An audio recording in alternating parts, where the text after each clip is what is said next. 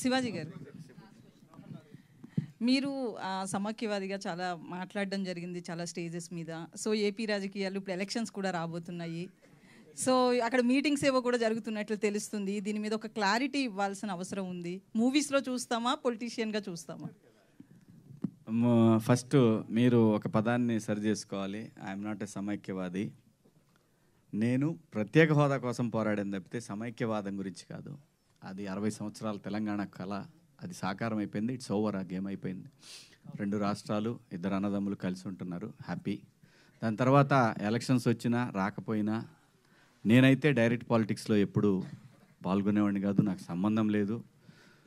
నాకు రాజకీయాల కన్నా కూడా నా పిల్లల కోరిక, నేను యాక్ట్ చేయమన్నారు, నేను యాక్టింగ్ తప్ప ఇంకోటి చేయను.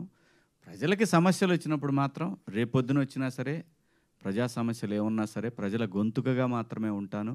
నన్ను కావాలని ఒక పార్టీకి కనుక అంటగట్టాలనుకుంటే ఖచ్చితంగా ఆ పార్టీలోకి వెళతాను, దోలు తీర్చేస్తాను. అందరికీ నా జోలు రావద్దు. నేను నిజాలు మాట్లాడతా కాబట్టి అందరికీ ప్రాబ్లమే.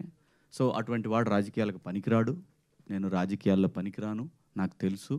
ప్రజల గొంతుకగా మాత్రమే ఉంటాను.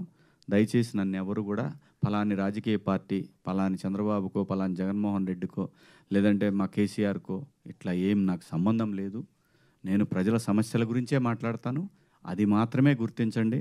గుర్తించబోయినా నాకు పోయేదేమీ లేదు.